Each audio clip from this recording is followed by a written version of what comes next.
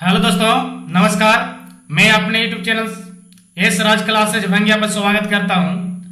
आप लोगों के सामने 2022 में 10वीं क्लास का साइंस का ऑब्जेक्टिव क्वेश्चन सामने पेश कर रहा हूं। ये पूरी प्रैक्टिस आप पढ़ लीजिएगा या स्क्रीनशॉट ले लीजिएगा। इस पर समय हम नहीं बिताते हैं, डायरेक्ट हम क्वेश्चन की ओर चलते हैं। फर्स्ट क्वेश्चन की ओर चलने के बाद हम देखिए आपका 40 क्वेश्चन रहेगा, लेकिन आपका 40 क्वेश्चन को है समतल दर्पण में। देखिए समतल दर्पण में बताइए क्या होता है। पहला है ऑप्शन आपतन कोण परावर्तन कोण बराबर नहीं होता है। दूसरा है आपतन कोण परावर्तन कोण के बराबर होता है। सी में है कि आपतन कोण परावर्तन कोण से बड़ा होता है। और डी में जो है आपतन कोण परावर्तन कोण से छोटा होता है। ये पहला देखिए कि आपतन कोण परावर्तन कोण बराबर नहीं होता, ये बिल्कुल गलत है। आपतन कोण जो है डी वाला ऑप्शन, आपतन कोण जो है परावर्तन कोण छोटा होता है, ये भी गलत है। आपतन कोण परावर्तन कोण से बड़ा होता है, ये भी गलत है। यानी सही जवाब जो पहला क्या आ जाएगा, बी फॉर बॉल, क्योंकि आपतन कोण और परावर्तन कोण दोनों बराबर होता है। समतल दर्पण में आपतन कोण और परावर्तन कोण बराबर होता है। चलिए पहला क्वेश्चन कंप्लीट हो गया, पहला का बी फॉर बॉल। अब हम सेकेंड क्वेश्चन की ओर चलते हैं। तो सेकेंड क्वेश्चन कहता है जब प्रकाश एक माध्यम से, ध्यान रखिएगा, जब प्रकाश एक माध्यम से दूसरे माध्यम में, तब प्रकाश का अपवर्तन होता है। यानी कहने का मतलब है कि दो माध्यम रहेगा और जब प्रकाश एक माध्यम से दूसरे माध्यम में जाता है तब प्रकाश का अपवर्तन होता है। बताइए ऑप्शन में दिया गया है पहला कि प्रकाश की चाल में परिवर्तन होने के कारण, कि प्रकाश में चाल में परिवर्तन नहीं होने के कारण, कि प्रकाश में रंग में परिवर्तन होने के कारण, कि डी में कह रहा उपयोग सभी कारण है आपका। तो दूसरा का सही जवाब जो निकल के आ जाएगा A for Apple, A for Apple. देखिए जब प्रकाश एक माध्यम से दूसरे माध्यम में जाता है, जब एक माध्यम से दूसरे माध्यम में जाता है तो वो प्रकाश का अपवर्तन जो होता है वो प्रकाश की चाल के परिवर्तन होने के कारण उसका प्रकाश का अपवर्तन होता है। यानी एक माध्यम से दूसरे माध्यम में जाने पर प्रकाश का अपवर्तन किसके कारण होता है, तो प्रकाश की चाल के अपवर्तन के कारण होता है। दूसरा के ए फॉर एप्पल। अब हम चलते हैं तीसरा क्वेश्चन। तीसरा क्वेश्चन क्या कहता है आप देखिए। तीसरा क्वेश्चन कहता है क्लोरोफिल वर्णक का रंग है। क्लोरोफिल आप पता है, क्लोरोफिल जो है ये वर्णक का रंग है किसका, हरा का, नीला का, लाल का, सफेद का। ये आप जानते हैं कि क्लोरोफिल के कारण ही पत्ता जो क्या होता है आपका हरा होता है, पेड़ पौधा का पत्ता क्या होता है हरा, यानी क्लोरोफिल के कारण होता है। इसका तो आप सब जवाब याद होगा आपको। तीसरा का जो आंसर हो जाएगा A for Apple, A for Apple. Chlorophyll का जो वर्णक का रंग है वो हरा का है। अब हम चलते हैं फोर क्वेश्चन की ओर।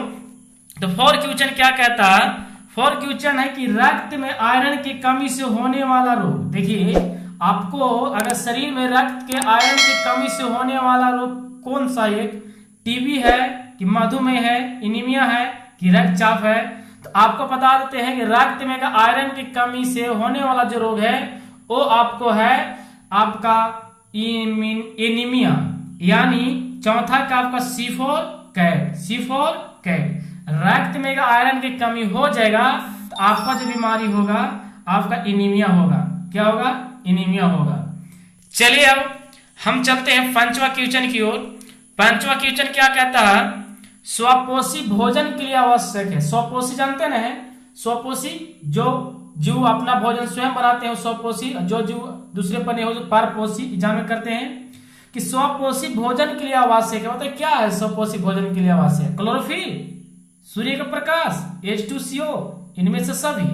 देखिए स्वपोषी भोजन के लिए आपको क्लोरोफिल भी चाहिए, क्योंकि आपका पेड़ पौधा जो होता है क्लोरोफिल के कारण ही अपना सूर्य के प्रकाश की उपस्थिति में और कार्बन डाइऑक्साइड और जल आपको लेके, यानी आपका इसका डी फॉर डॉग आंसर हो जाएगा।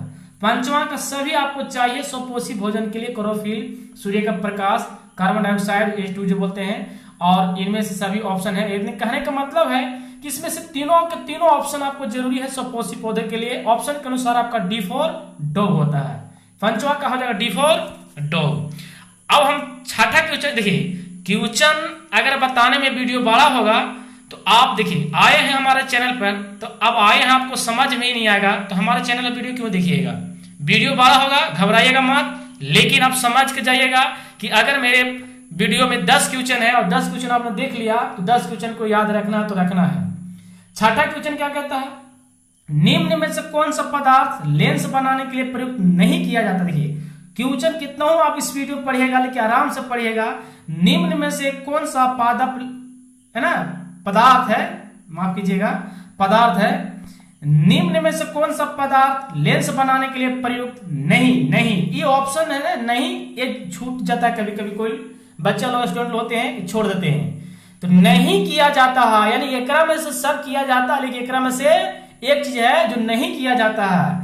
बताइए, जल, कांच, प्लास्टिक, मिट्टी, यानी निम्न में से कौन सा पदार्थ जो है लेंस बनाने के लिए प्रयुक्त नहीं किया जाता है। छठा क्या आपका हो जाएगा, D for dog, D for dog हो जाएगा, क्योंकि मिट्टी का लेंस बनाने में नहीं किया जाता है लेकिन सब है। इसलिए आप कितना भी क्वेश्चन पढ़े, लेकिन आराम से पढ़ें, जब तक क्वेश्चन को सही नहीं पढ़ पाइएगा आंसर आप सही दे नहीं पाते हैं। ठीक, तो आप कोशिश कीजिए जहां भी क्वेश्चन को पढ़ें आराम से पढ़ें, क्वेश्चन पढ़ने के बाद ही ऑप्शन पर आप फोकस करें, क्योंकि क्वेश्चन समझ में नहीं आएगा तो कितना लोग बच्चे होते हैं कि नहीं ऑप्शन देख लिया, याद में है, उसका मार दिया, नहीं, ऐसा नहीं होना चाहिए। 7 क्वेश्चन चलते हैं। 7 क्वेश्चन कहता है कि एक उत्तल लेंस की क्षमता, बताइए एक उत्तल लेंस, और उत्तल लेंस का अगर बात करता है तो आप खुद समझ रहे होंगे उत्तल लेंस क्या होगा, है ना। तो कहता है एक उत्तल लेंस की क्षमता, एक डायोप्टर है तो उस लेंस की फोकस दूरी क्या होगी। आपका लेंस की क्षमता फोकस दूरी में संबंध आपको बताया गया होगा, और नहीं बताया गया होगा तो हमारे प्ले लिस्ट में जाइएगा, बहुत सारे वीडियो है, आप देख लीजिएगा वहां पर आपको सर्च करने के बाद। उत्तल लेंस की क्षमता है ना, एम कैसे निकलता है आवर्धन, तो इसका जो हो जाएगा उत्तल लेंस जैसे बात करता है तो 2 ऑप्शन होता है, या तो आपको 10 सेंटीमीटर होगा या तो 100 सेंटीमीटर होगा। अब आता है एक डायोप्टर है ना, तो एक डायोप्टर सेंटीमीटर में जब होता है, उत्तल लेंस है तो उत्तल लेंस प्लस में होता है, इसलिए हम ए और बी सी को ऑप्शन दे रहे हैं। तो इसका सही ऑप्शन हो जाएगा सी फॉर कैट, क्योंकि 100 सेंटीमीटर को जो आप निकालिएगा तो एक क्षमता, तो इसका एक डायोप्टर होगा, तो ये आपका सही जवाब हो जाएगा 7 का C for cat, C for cat. अब हम चलते हैं 8वां क्वेश्चन की ओर। तो देखिए 8वां क्वेश्चन ध्यान से देखिए, 8वां क्वेश्चन ध्यान से आपका स्क्रीन पर दिखा देते हैं।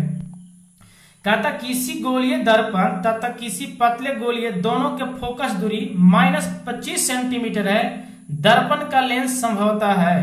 बताइए, दर्पण का लेंस संभवतः है माइनस में है, आप खुद बता सकते हैं कि अवतल होगा कि उत्तल होगा, 8 का यानी। अब बताइए -25 सेंटीमीटर दर्पण का लेंस संभवतः है, तो बताइए दोनों अवतल होगा कि दोनों उत्तल होगा, कि दर्पण जो होगा अवतल तथा लेंस उत्तल होगा, कि आपका दर्पण उत्तल तथा लेंस अवतल होगा।